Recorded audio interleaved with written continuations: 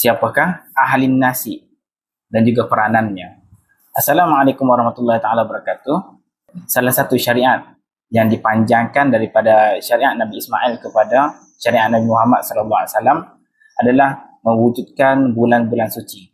Di sisi Islam terdapat 4 bulan suci, itu 3 berjurutan dan 1 tunggal. Yang pertama Zulkaidah, Zulhijjah, Muharram, dan 1 tunggal itu adalah Rejab. Apa kaitannya dengan Ahlun Nasi? Ahlun Nasi ini adalah mereka yang menjaga kalender pada zaman jahiliyah. Mereka juga dikenali sebagai Al-Qalamis, itu pengendali kalender.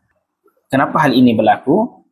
Hal ini berlaku disebabkan pada zaman itu masih belum ada lagi kalender yang tersebar luas.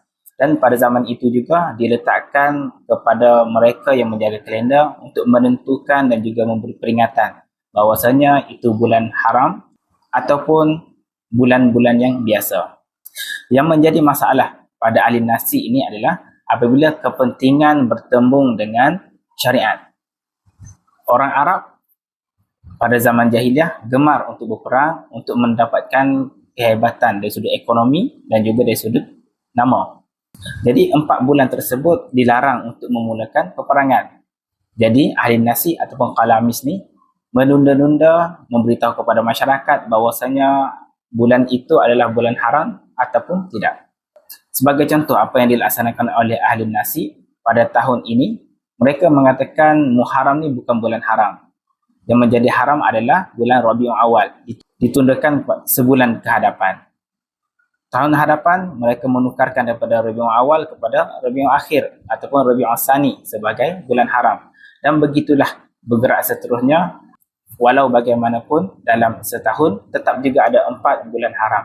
Tetapi mereka menunda-nundakan bulan yang haram yang sepatutnya daripada Allah Subhanahu Wa Taala kepada keinginan mereka.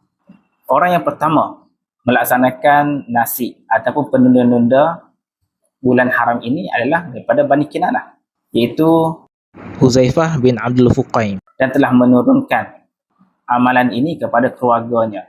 Dan orang terakhir yang melaksanakan penundaan ataupun nasi ini adalah Abu Sumamah, ataupun nama sebenarnya adalah Junadah bin Auf. Hal ini telah dilarang keras oleh Allah Subhanahu Wa Taala. Kita boleh lihat di dalam surah At-Taubah ayat yang ke-37. Jadi sekadar itu saja perkongsian kita pada kali ini. Jangan lupa jemput follow saya untuk perkongsian sirah yang lebih menarik. Kita jumpa lagi pada video yang akan datang. Allahu a'lam.